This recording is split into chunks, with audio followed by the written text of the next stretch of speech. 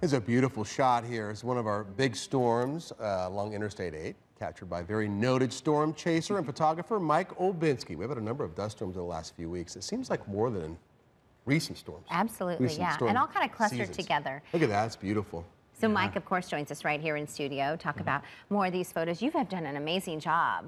Great eye. Thank you. There have been a lot of dust storms this year, so I've luckily been on a couple of like the really good ones so far, which has been nice. I mean, kind of knew they were coming, but they actually panned out, so that was really cool. So there are more, because I thought it was just me. Well, last year we didn't have, I don't think I shot a single dust storm that hit downtown Phoenix. If I did, it might have been a really weak one. So this year we've had like, I think a couple, but the really big one went down I-8 all the way to Yuma. That one was probably like the second best dust storm I've ever seen. I mean, it was really crazy to find and dense.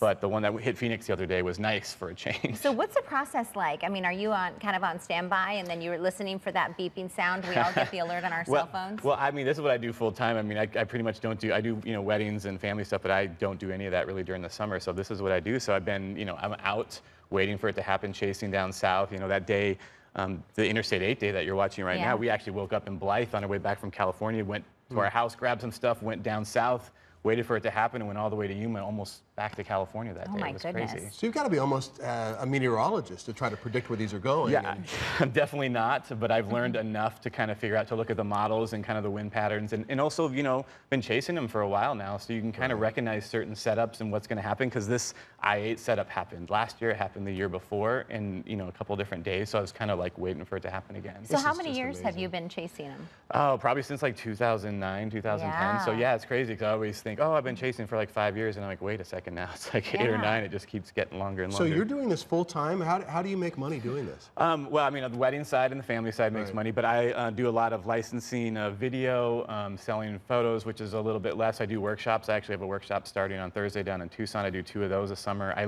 go chase, the tornadoes and supercells and the planes. I take people with me from all over the world. This year, for 10 days, I had 4 Australians and a Canadian, another guy that came from all over to chase for 10 days. So they can hire you to guide them? Yeah, I kind of have set tours and stuff. I mean, that's a big business out there. I'm not doing anything new out there, but I'm kind of doing small private ones with just a few people. And Are you kind of in those tanks that we see on?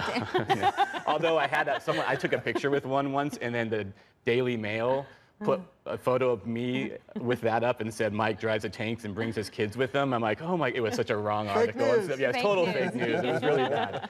But no. When you're out there, like the time you guys were in Blythe, you came home, grabbed your gear, headed back south. Are you guys just pulling over on the side of the road? And are you with your family at that time? Well, this one I did have my 2 kids, my 2 older kids. Our other kid was back at a hospital with my wife. And so, but that day, the dust storm was so dense, the only people on the interstate were other chasers. There was like, Reed Timmer was out there on the Discovery Channel show, his first one he ever saw, and a few other chasers. Yeah. And we would pull off on the side of the interstate because we knew anyone coming was a chaser, because everyone stopped. It was just completely, it shut down the interstate. It was 0 visibility. So it would hit us, and we'd wait like 30 seconds and then keep going before it got really bad. And we knew, it was just us on the interstate. So it made it easier to kind of get out and shoot on the shoulder and not feel, the big trucks coming by and all that. This is an impressive shot.